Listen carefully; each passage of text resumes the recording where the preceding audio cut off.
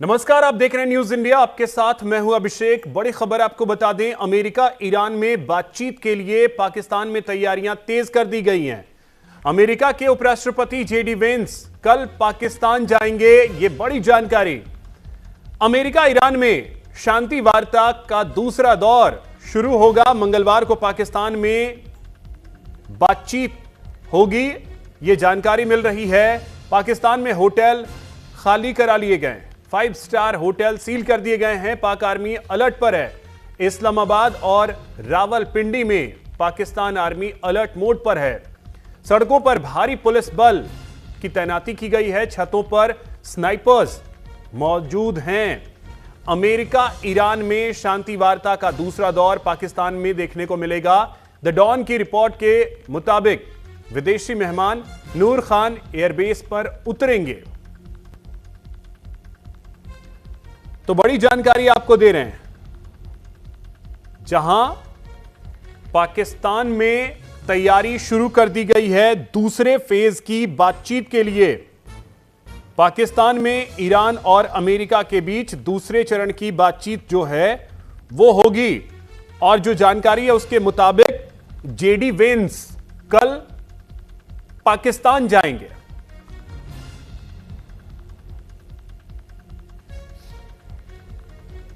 तो America Iran में शांति वार्ता का दूसरा दौर मंगलवार को देखने को मिलेगा, जहां जेडी वेंस की अध्यक्षता वाली जो अमेरिकी डेलीगेट्स है वो कल पाकिस्तान जाएगा।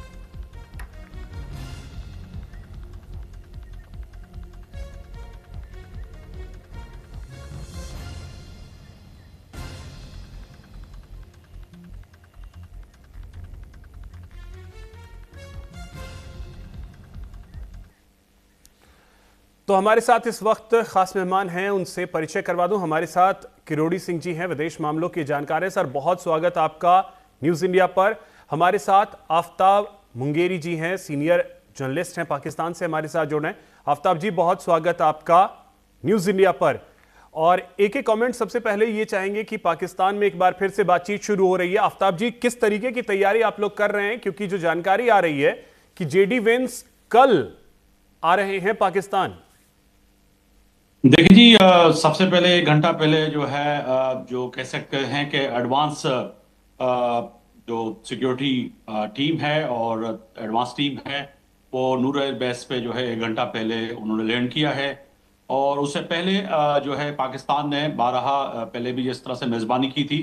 तो इस तरह से जो है पाकिस्तान में सिक्योरिटी को लेकर जो है यकीनी तौर पर इस्लामाबाद को जो है मुख्तलिफ रेड जोन का दायरागार जो है उसको बढ़ाकर जो है वहां पे सिक्योरिटी बिल्कुल अलर्ट कर दी गई है। और तमाम निजी और सरकारी दफातर और स्कूलों में छुट्टी कर दी गई है। और यकीनी तौर पर जो कि इस वक्त मेहमान आ रहे हैं उनकी तैयारी बहुत अहम है सिक्योरिटी को लेकर। और पाकिस्तान जो है एक तारीख रकम करने जा रहा है, जो कि प्रेसिडेंट ट्रंप ने थोड़ी देर पहले ट्रुथ सोशल पे भी बात करते हुए कहा कि इस्लामाबाद में जो है ईरान से जो हमारी टीम है मुज़ाकरात के लिए वो जा रही है। और इससे हटके भी अगर बात की जाए कि प्रेसिडेंट ट्रंप ने ये भी कहा था कि आपको याद होगा कि इस दफा जो है मैं खुद जाऊंगा। तो ये पहले देखा जा रहा है कि दूसरे दौर में जो है वाइस प्रेसिडेंट जेडी वेंस जो है वो खुद आ रहे हैं, उसकी टीम आ रही है जो कि पहले भी आई थी। बातचीत होगी और बातचीत अगरचे जो कहा जा रहा है कि वो कामयाबी की तरफ बढ़ती है, तो फिर प्रेसिडेंट ट्रंप खुद आ सकते हैं इस तारीखी जो है उस पे एग्रीमेंट पे साइन करने के लिए। तो कहा जा सकता है कि इस्लामाबाद एक बहुत बड़ा जो है काम करने जा रहा है जो है अमन के लिए और पूरी दुनिया के लिए, और ख़ास तौर पर एशिया समेत यूरोपीय ममालिक और दुनिया के लिए, कि ये तीसरी आलमी जंग जो थी उसमें निकालने के लिए पाकिस्तान के chief of army staff field marshal Syed Asim Munir और पाकिस्तान के वज़ीर आज़म शहबाज शरीफ और डिप्टी प्राइम मिनिस्टर और फॉरेन मिनिस्टर जो है इसहाक डार साहब की जो कोशिशें हैं वो कहीं ना कहीं रंग लाएंगी। और हम समझते हैं कि पाकिस्तान की जो ये कोशिशें हैं इससे पूरी दुनिया में अमन आए, शांति आए। और ख़ास तौर पर जो इस वक्त तीसरी आलमी जंग और ख़ास तौर पर माशी आलमी जंग, जिसको एटॉमी हम जंग कहते हैं, जिससे जो है पूरी दुनिया लड़ रही है, वो भी इससे निकल ठीक है आफ्ताब जी, आते हैं फिर से आपके पास। करोड़ी सर, अब जिस तरीके से दूसरे दौर की बातचीत को लेकर के जेडी वेंस तो अपनी टीम के साथ आ रहे हैं, लेकिन ईरान की तरफ से अभी तक कोई क्लियरेंस नहीं है बातचीत को लेकर के, क्योंकि जिस तरीके से चीजें आज और कल में हॉर्मुज में हुई हैं, उसके बाद संभावनाएं बहुत सारी चीजों को लेकर के कम लग रही हैं। आपके अनुसार क्या लग रहा है? देखिए अभिषेक, जब पहले दौर की बातचीत हुई थी शुरू, तो उस समय भी आप और हमने बातचीत की थी कि हाई लेवल का डेलीगेशन दोनों ही साइड से आ रहे हैं। उससे ऐसा लग रहा था कि दोनों पार्टी सिंसियरली इंटरेस्टेड हैं, एग्रीमेंट पे पहुंचने के लिए तैयार हैं, लेकिन दोनों ही तरफ से अधिकतम की मांग थी, मैक्सिमलिस्ट अप्रोच थी। तो उसमें कहीं न कहीं जब एग्रीमेंट होता है तो समझौता होता है, कंसेशन देने पड़ते हैं, थोड़े बहुत आपको कुछ डिमांड छोड़नी पड़ती है, दूसरे की कुछ बात माननी पड़ती हैं। वो स्थिति नहीं बन पाई, लेकिन हाई लेवल का डेलीगेशन था। अब दूसरी दौर की जो बातचीत हो रही है, पाकिस्तान ने और दूसरे जो बैक चैनल डिप्लोमेसी, सऊदी हैं, टर्की हैं, इजिप्ट हैं, कतर हैं, इन्होंने भी काफी एफर्ट्स किए हैं कि ये सफल हो। इसके साथ साथ चाइना को भी कॉन्फिडेंस में लिया, और चाइना भी ये चाहता है कि किसी न किसी रूप में जंग बंदी हो जाए, क्योंकि वो केवल मिडिल ईस्ट के लिए नहीं, पूरी दुनिया के लिए जरूरी है। तो ऐसी स्थिति में देखिए, आपने जो सवाल किया है वो ईरान के डेलीगेशन को, पिछली बार भी ये कह रहे थे कि ईरान का डेलीगेशन किस रूट से आएगा, कैसे आएगा, वो सिक्योरिटी रीजन हो सकते हैं उसकी वजह, क्योंकि इजराइल जिस तरीके के से स्ट्राइक करता है, आपको याद होगा हमारे। ठीक है करोड़ी सर, आता हूं फिर से आपके पास, और आफ्ताब सर आपके पास भी आता हूं, आप दोनों हमारे साथ बने रहें। तो देखिए, पाकिस्तान में तैयारी जो है वो शुरू कर दी गई है, क्योंकि दूसरे दौर की जो बातचीत है वो इस्लामाबाद में होनी है।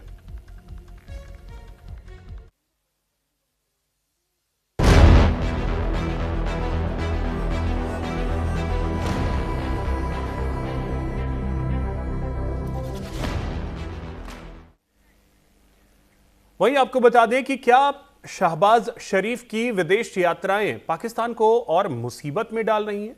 क्या ये यात्राएं सिर्फ एक सर्वाइवल डिप्लोमेसी बनकर रह गई हैं? अभी सऊदी अरब, कतर और तुर्की के साथ मीटिंग्स कर शहबाज लौटे, मकसद बताया जा रहा है निवेश लाना, आर्थिक राहत पाना। लेकिन बड़ा सवाल यह है कि क्या इन दौरों से पाकिस्तान की आर्थिक हालत में कोई ठोस सुधार होगा? क्या IMF से खाड़ी देशों तक कर्ज की पाकिस्तान का आखिरी रास्ता है? क्या पाकिस्तान अब कूटनीति नहीं, सर्वाइवल मोड में आ गया है?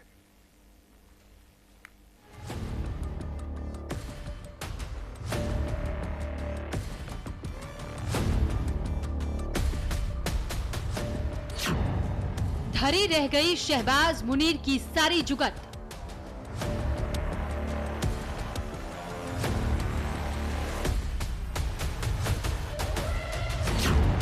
अमेरिका एक्सपर्ट ने पाक को बताया रेड फ्लैग।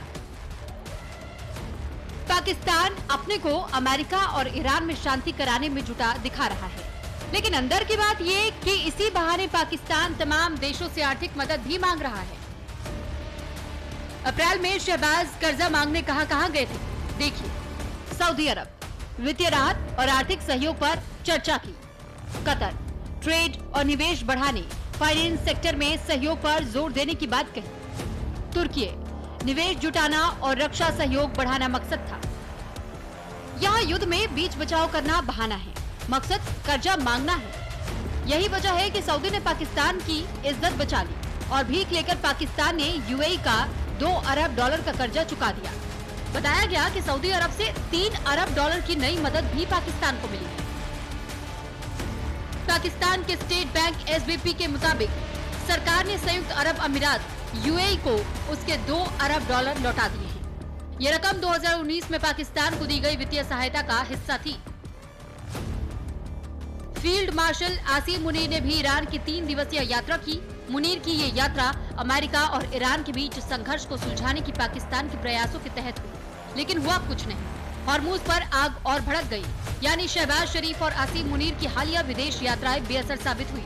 दौरे हुए, बयान आए, अपीलें भी हुई, लेकिन जमीनी हालात में कोई बड़ा बदलाव नजर नहीं आ रहा। ईरान और अमेरिका के बीच तनाव जस का तस बना हुआ है। एक्सपर्ट्स पाकिस्तान की कोशिशों को डबल गेम बता रहे हैं। Foundation for defence of democracies के सीनियर फेलो बिल रोकियो ने बताया कि पाकिस्तान के आर्मी चीफ आसिम मुनीर के ईरानी सेना और IRGC से पुराने संबंध है। इसी वजह से अमेरिका ईरान वार्ता में उनकी मध्यस्थ की भूमिका पर सवाल उठा रहे हैं। विशेषज्ञों ने इसे अमेरिका के लिए रेड फ्लैग बताया। अमेरिका के दुश्मनों से मुनीर की दोस्ती उनके लिए मुसीबत बन रही है। मुनीर के संबंध IRGC के पूर्व कमांडर कासिम सुलेमानी और हुसैन सलमानी तक बताए गए हैं। अमेरिका को पाकिस्तान पर भरोसा नहीं करना चाहिए।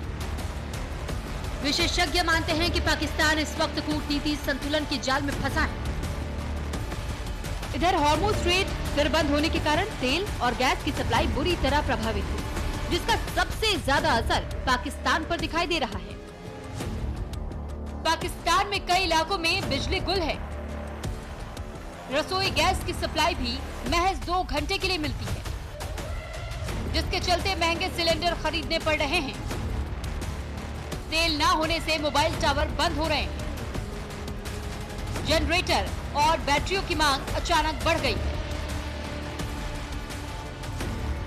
कुल मिलाकर मिडिल ईस्ट में बढ़ते तनाव के बीच आर्थिक संकट से जूझ रहे पाकिस्तान के लिए ये हालात और भी मुश्किल हो गए हैं। हालांकि सऊदी अरब ने आगे आकर पाकिस्तान को बड़ी राहत दी है, लेकिन सवाल ये, क्या ये राहत लंबे समय तक टिकेगी?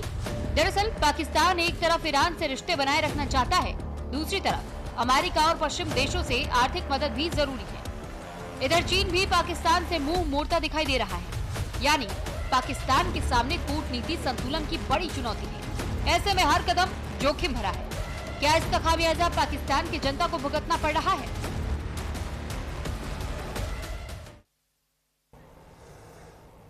तो चलिए हम मेहमानों के पास चलते हैं। करोड़ी सर आप ही के पास आ रहे हैं और समझना ये चाहेंगे, जो आप बात भी कर रहे थे कि टर्की का दौरा हो या कतर हो, पाकिस्तान इस समय ऐसी परिस्थिति में है जहां उसके लिए महत्व तो सिर्फ और सिर्फ पैसा रखता है, क्योंकि जो हालात देश के हैं, महंगाई चरम पर है, स्थिति बहुत खराब है, उनके लिए अहम सिर्फ और सिर्फ अभी पैसा है। अमेरिका ने खींच लिया कि आओ और ये सुलह करवाने के लिए बीच में हम तुम्हें यूज करते हैं। तो पाकिस्तान उस तरीके से यूज हो रहा है, लेकिन उसमें कोशिश ये है कि चलो कम से कम पैसे कहीं से आ जाए। देखिए अभिषेक, पाकिस्तान की मैसियत तो जैसी है, क्योंकि पहले IMF से भी लोन लिया, अभी UAE ने अपना पैसा वापस मांगा, तो सऊदी से, कतर से, ये बात सही है। लेकिन अगर अभी जो मुज़ाकरात तो हो रहा है ईरान और अमेरिका में, उससे एक चीज तो ये सामने आती है कि पाकिस्तान किसी अलायंस का पार्ट नहीं है। अगर अलायंस का पार्ट होता तो दोनों पार्टी भरोसा नहीं करती। और अगर ये दूसरे दौर की बातचीत है, ये अगर इस्लामाबाद अकॉर्ड के रूप में सामने आती है फाइनली, और अगर अकॉर्ड होगा तो निश्चित रूप से प्रेसिडेंट ट्रंप और प्रेसिडेंट पेजेस्किन आएंगे, फाइनल सिग्नेचर उन्हीं के होंगे, लेकिन वो उसी हालात में होंगे जब ये फाइनल एग्रीमेंट होता है। और अगर ये इस्लामाबाद अकॉर्ड के रूप में आता है तो पाकिस्तान को बहुत से लिवरेज मिल सकते हैं। एक तो ईरान पाकिस्तान गैस पाइपलाइन है, वो आफ्ताब साहब अच्छी तरह जानते होंगे, लंबे समय से अटकी हुई है, 2700 कुछ किलोमीटर की है, तो वो अच्छी तरह से सफल हो जाएगी। दूसरा है चाइना के साथ जो सीपेक है, उसका सीपेक 2.0 वाला फिर से आगे बढ़ सकता है, क्योंकि चाइना भी पाकिस्तान पे ट्रस्ट करेगा। और इसीलिए पाकिस्तान देखिए एक तरफ चाइना को मना रहा है कि आप ईरान को कन्विंस कीजिए, अकेला पाकिस्तान कन्विंस नहीं कर पा रहा है। पाकिस्तान के रिलेशन अच्छे हैं, लेकिन चीन का प्रभाव भी ईरान पे काफी है, तो ईरान को भी तैयार कर रहा है, उधर US को भी तैयार कर रहा है। लेकिन जो इश्यूज ऐसे हैं उन पे क्या आगे बढ़ पाएगी बातचीत? देखिए दो तरह के इश्यू हैं। एक तो जिन इश्यूज को लेके जंग शुरू हुआ उन पे सहमति बने, और दूसरे जो जंग से निकले हुए इश्यू हैं उन पे सहमति बने। जो जंग से निकले हुए इश्यू हैं उससे हॉर्मुज़ स्ट्रेट है, ईरान का कंपनसेशन मांगना है, अमेरिकन अड्डे हैं वो यहाँ कम हो, यहाँ अमेरिका ज्यादा अपना प्रभाव नहीं रखे मिडिल ईस्ट में, जो ईरान की डिमांड है। दूसरी तरफ ये है कि जो जंग से पहले शुरू होने के मुद्दे हैं उसमें मुझे नहीं लगता कि ईरान जो न्यूक्लियर वाला इश्यू है उस पे तैयार हो जाएगा। प्रेसिडेंट ट्रम्प ये चाहते हैं कि उसका जो एनरिच्ड यूरेनियम है वो अमेरिका को वो दे दें।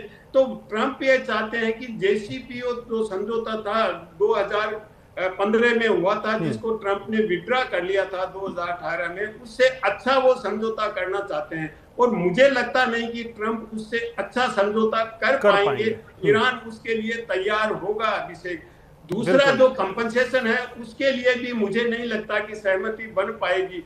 तो दूसरे दौर की बातचीत तो होगी, लेकिन मुझे नहीं लगता कि बातचीत आगे बहुत ज्यादा आगे बढ़ पाएगी। अल्टीमेट जो विकल्प होगा वो ये होगा कि सीज फायर को आगे बढ़ाया जाए और उसको लेके अगर सहमति बनती है तो वो बहुत बड़ी सहमति होगी। फिर आगे और दौर की बातचीत चले और उससे कहीं आगे बढ़े और समझौता हो जाए।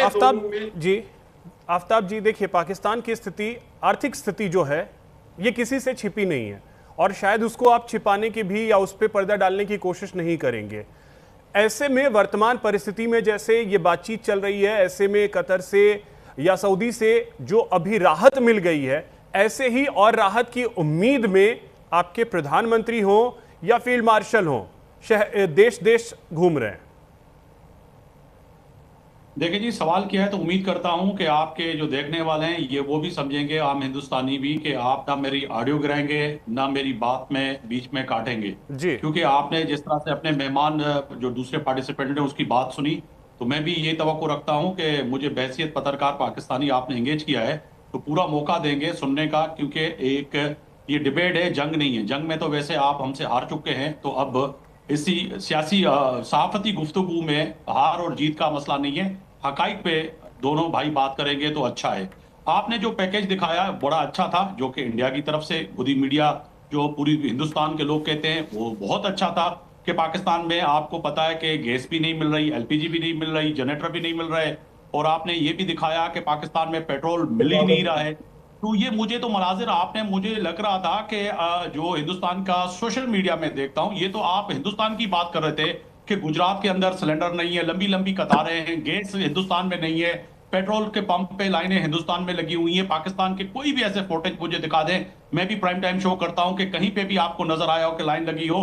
पेट्रोल आज भी हमारे पास मौजूद है, बिल्कुल मौजूद है, गैस भी मौजूद है, एलपीजी भी मौजूद है। उसके बावजूद, ये तमाम चीज मौजूद होने के बावजूद आपने एक जो है कह सकते हैं कि गोदी मीडिया वाला जो पैकेज दिखाया ये बहुत अच्छा था देखने की हद तक। आते हैं आगे के आप देखिए, 56 इंच के सीने रखने वाले के दिल में जब चूहा हो और चूहे का दिल हो तो वो बात नहीं कर सकते, वो देश देश नहीं जा सकते, वो भप्पियां और चप्पियां तो दे सकते हैं, दुनिया में जा तो सकते हैं, मगर दुनिया को अपने दिल्ली में बुला नहीं सकते। आप जंग से पहले चले गए सीधा इसराइल से जब आप वापस आए तो हमला हो गया। आपने मेहमानों को बुला के ईरान की उस नेवल को, आपने आपके ही एक टीवी चैनल के रिपोर्टर जिसकी गिरफ्तारी हुई, जिसकी आपके कैमरामैन की गिरफ्तारी हुई, ये इंडियन न्यूज ने खबरें दी, हमने नहीं दी, कि उन्होंने सिक्योरिटी लैब्स जो है वो आपने दिया उनको और उन पे हमला हुआ। उस हमले में 100 से ज्यादा लोग शहीद हो गए। शहीद होने के बावजूद आज तक ये जो है विश्व गुरु जिसका आप दावा करते हैं, अभी तक मुझे आप अपने चैनल के तवज्जो से दिखा दे कि कहीं भी आपने निंदा की हो, कहीं भी आपने जो है उसकी जो है ये बात कही हो कि अपोजिशन आप पे तनकीद कर रही है। बोलने से पहले आपने कहा था आम इंसानियत का कत्ल, हम उसकी जो है मजम्मत करते हैं। सुन लिया। आप ही पे आता हूं, अब सर मेरी बात भी तो सुन लीजिए, मेरी बात मुल्कों में घूम रहा है भाई, अमन आपने शुरुआत में जो बात कही, ना मैंने आपको रोका, ना मैंने आपको टोका, ना आपके ऑडियो को डाउन किया, कुछ भी नहीं किया, अच्छी बात, कुछ भी नहीं किया, होना चाहिए, ठीक है ना। तो अब आपका वो भ्रम जिसको लेकर के आप शब्द यूज कर रहे थे, वो भ्रम टूट गया होगा। अब मैं आप ही के देश के प्रधानमंत्री की बात पे आता हूं। आपके देश के प्रधानमंत्री शहबाज शरीफ ने यह कहा है कि अब हमें पैसे मांगते हुए शर्म आती है, कहा है, हां या ना? मैं उम्मीद करूंगा कि आप भी सीना ठोक करके वही जवाब दीजिएगा। पाकिस्तान के वजीर आजम ने कभी कहा कि जो है शर्म आती है पैसे मांगते, नहीं कहा है, ऐसी कोई बात नहीं। अरे सर क्या मतलब खुलेआम झूठ बोलते हैं। नरेंद्र मोदी की ये आपके प्रधानमंत्री का बयान है। चलिए ठीक है, आपने उसको नकार दिया। अब आफ्ताब जी, दूसरा सवाल ये, पाकिस्तान में अभी पीएसएल चल रहा है, पीएसएल चल रहा है, दो शहरों तक आपने सीमित कर दिया क्रिकेट को? बिल्कुल किया। और क्यों कोई भी दर्शक स्टेडियम में नहीं जाएगा? क्यों? पेट्रोल डीजल जब आपके पास इतना है, पेट्रोल डीजल इतना है, तो फिर क्यों बंद कर दिया साहब? हमने सुन लिए ना, अब आपने सवाल किया, थोड़ा सुनने। और तीसरा ये भी कि आपके यहाँ 8 बजे के बाद बाजार बंद, 10 बजे के बाद शादी बंद, ये आप ही के देश में होता है, मेरे देश में नहीं होता है। मैं कराची में बैठा हुआ हूं, पीएसएल का सवाल किया है तो कराची स्टेडियम की मैं बात बताता हूं। पाकिस्तान की हुकूमत, पाकिस्तान के क्रिकेट बोर्ड और पाकिस्तान के शहरियों ने इस जंग के माहौल में ईरानी भाइयों से यकजहती करते हुए शायकीन को जाने से जो है उन्होंने खुद फैसला किया कि हम इस तमाशा में नहीं, क्योंकि पीएसएल तयशुदा एक गेम थी, उसको हमने बरकरार रखा, मगर हम इसीलिए नहीं गए। मेरे जहां मैं ऑफिस में बैठा हूं, मेरे सामने स्टेडियम है, तो कहने अरे सर, तो जाकर के मैच देख सकते हैं, मैच नहीं देख सकते ना? दुनिया के साथ हम जो है इस वक्त आपके प्रधानमंत्री ने ही हाफ लॉकडाउन लगाया है। 8 बजे के बाद बाजार बंद, 10 बजे के बाद शादी बंद। ये हमारे देश में नहीं है, ये तो आप ही के देश में लगा हुआ है। तो फिर इसीलिए आफ्ताब जी, जो मुंगेरी लाल के हसीन सपने होते हैं वो सपने की तरह जिए, लेकिन सपने जैसे ही खुलते हैं, हिंदुस्तान के जो है लोगों को पेट्रोल मिले, खाने को गैस मिले। अरे सर, तो वही तो मैं कह रहा हूं, पेट्रोल डीजल आपके यहाँ नहीं मिल रहा है, इसकी सच्चाई तो सामने है ना, ये किसी से छिपा नहीं है। आसिफ मुनीर साहब को बहुत दर्द है हिंदुस्तान। अरे भाई, अब जब आफ्ताब साहब, आपकी पत्रकारिता को मैं सलाम करता हूं और प्रणाम करता हूं, आपकी पत्रकारिता। अब आफ्ताब जी एक सेकंड सर, एक सेकंड मेरी भी सुन लीजिए सर। आफ्ताब जी, आपकी पत्रकारिता को सलाम करता हूं, प्रणाम करता हूं। हमारे साथ पीएमएलएन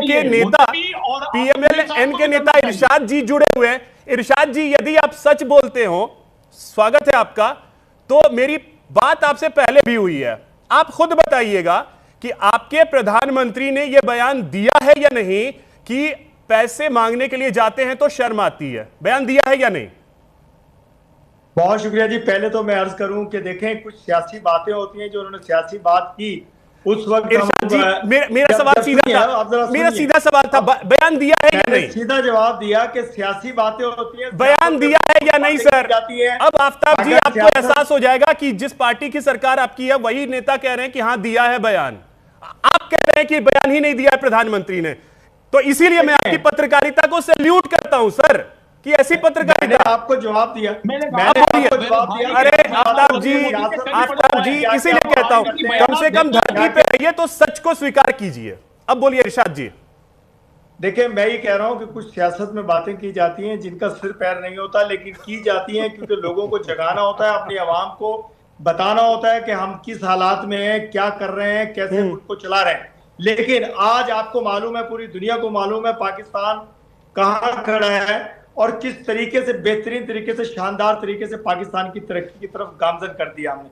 देखिए, अच्छे बुरे हालात इंसानों के लिए आते हैं, इंसानों पे आते हैं, मुल्कों पे आते हैं। बिल्कुल, जो हालात, जिन हालात में पाकिस्तान ने पूरी दुनिया की जंग बंद की, जिस हालात में वर्ल्ड वार को खत्म करवाया, जिन हालात में लोगों को मरने से बचाया और जंग को जदल खत्म करवाई। देखिए, ये एक अजीम मुल्क है, अजीम ममलुकत है, खुदादाद है। मेरे वजीर आजम पाकिस्तान मियां मोहम्मद शहबाज शरीफ साहब, मेरे फील्ड मार्शल सैयद हाफिज मुनीर साहब ने जो कारनामा अंजाम दिया और जिस तरह पूरी दुनिया को अमन अमान कायम किया, तो ये क्या समझते हैं कि ये क्या अच्छी बात नहीं है? क्या हिंदुस्तान को भी मरने से नहीं बचाया? क्या आपके मुल्क के हालात खराब नहीं होते? पूरी दुनिया के हालात खराब होने नहीं जा रहे थे?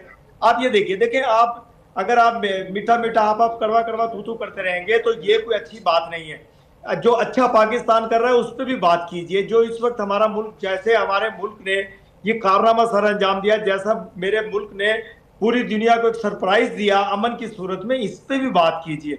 सिर्फ आप पाकिस्तान के खिलाफ जहर मत उगलिए, कभी कभी मीठी बात भी कीजिए, कभी प्यार की बात कीजिए। आप हमारे सबसे करीब तरीन पड़ोसी हैं, आप लोगों से हम प्यार करते हैं, आप लोगों को हम चाहते हैं कि आप भी काश आप हमारे साथ हाथ से हाथ मिलाकर के खड़े होते, आज हिंदुस्तान और पाकिस्तान इकट्ठे खड़े होते हैं। लेकिन बिल्कुल सही बात है, जब हाथ बढ़ाए जाए दोस्ती के लिए, तो अगर सामने से हाथ मिलाया जाए तो बड़ा अच्छा लगता है, लेकिन पीछे से खंजर अगर डाला जाए तो फिर तो वही होता है जो ऑपरेशन सिंदूर हुआ। चलिए, वक्त मेरे पास इतना ही है। बहुत शुक्रिया आप तीनों का हमारे साथ जुड़ने के लिए और इस बातचीत में शामिल होने के लिए। बहुत शुक्रिया आप तीनों का। फिलहाल इतना ही, नमस्कार।